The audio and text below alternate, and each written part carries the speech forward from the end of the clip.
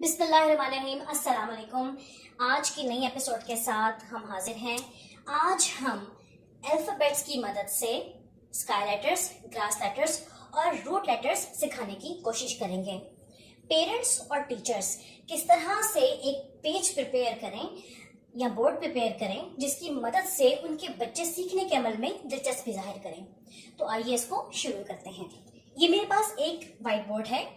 मैंने इस पर कुछ लाइन्स ड्रॉ की हैं जिस पर मैं स्मॉल एबीसी लिखूंगी। इसके साथ ही साथ दूसरे कॉर्नर में मैंने कुछ तस्वीर काटकर पेस्ट की हैं। सबसे ऊपर स्काई की शक्ल बनाकर मैंने एक पेज को पेस्ट किया है।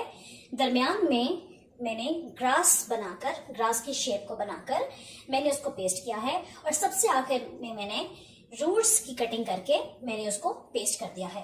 स्काई की शेप में हम स्काई लेटर्स लिखेंगे, ग्रास की शेप में हम ग्रास लेटर्स लिखेंगे और रूट की शेप में हम रूट लेटर्स लिखेंगे। जब बच्चा ये कलरफुल पेजेस किसी पेज पर या व्हाइट बोर्ड पर चस्पा होते हुए देखेगा तो इस तरह से उसका जो इंटरेस्ट है वो मजीद डेवलप हो जाएगा। आइए इसको बाकायदा तौर पर शुरू करते हैं। मैं सबसे पहले यहां पर स्मॉल एबीसी लिखूंगी।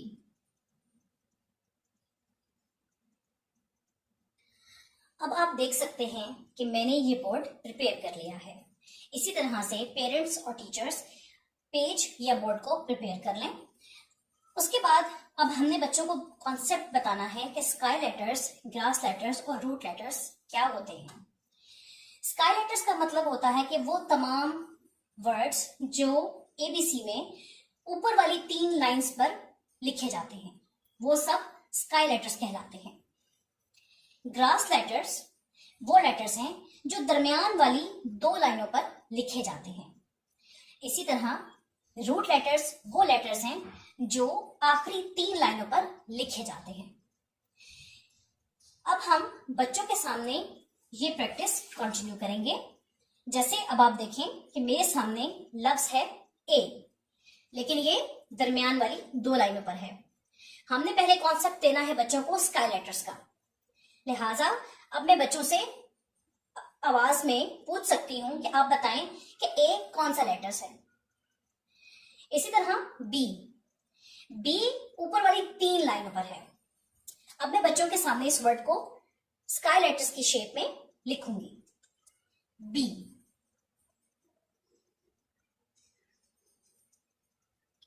अब बच्चे इसी तरह मुझे इस प्रैक्टिस को कंटिन्यू करेंगे और मुझे ऊपर वाली 3 लाइनों पर लिखे गए अल्फाज ढूंढकर खुद बताएंगे कि ऊपर वाली 3 लाइंस में लिखे गए अल्फाज कौन कौन से हैं, कौन कौन से ऐसे अल्फाबेट्स हैं जो ऊपर वाली 3 लाइनों में लिखे गए हैं। इसी तरह कंटिन्यू करेंगे डी,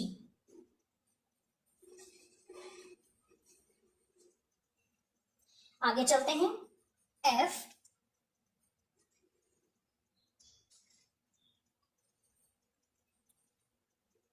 एच,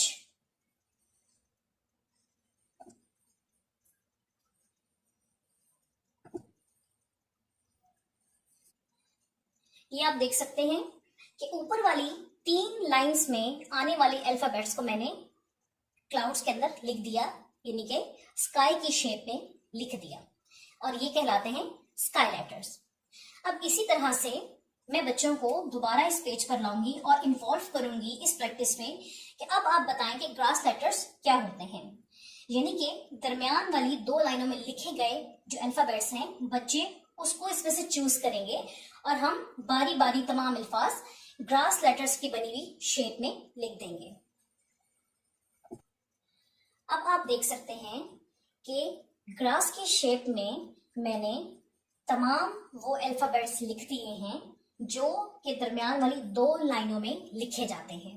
ये तमाम वर्ड्स, अल्फाबेट्स, ये तमाम अल्फाबेट्स ग्रास लेटर्स कहलाते हैं, जिसमें A, C, E, I, M, N, O, R, S, U, V, W, X और जेड शामिल हैं।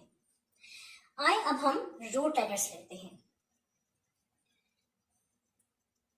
रूट लेटर्स वो लेटर्स हैं जो आखिर में जो 3 लाइंस हैं उस पर लिखे जाते अल्फाबेट्स हैं, यानी कि आखिरी 3 लाइनों में लिखे जाने वाले अल्फाबेट्स रूट लेटर्स कहलाते हैं। तो आइए हम इसको लिखते हैं। अब आप देख सकते हैं कि रूट वाली शेप में मैंने तमाम रूट लेटर्स लिख दिए हैं। लिहाजा अब आप बच्चों को इस प्रैक्टिस को बार बार कंटिन्यू करवा सकते हैं कि स्काई लेटर्स, ग्रास लेटर्स और रूट लेटर्स कौन कौन से होते हैं। आप बोर्ड से या पेज से बार बार बच्चों को इसकी दोहराई करवा सकते हैं।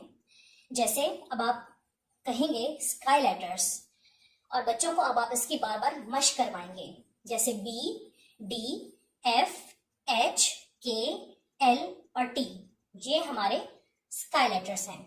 उसके बाद है हमारे पास grass letters, A, C, E, I, M, N, O, R, S, U, V, W, X and Z.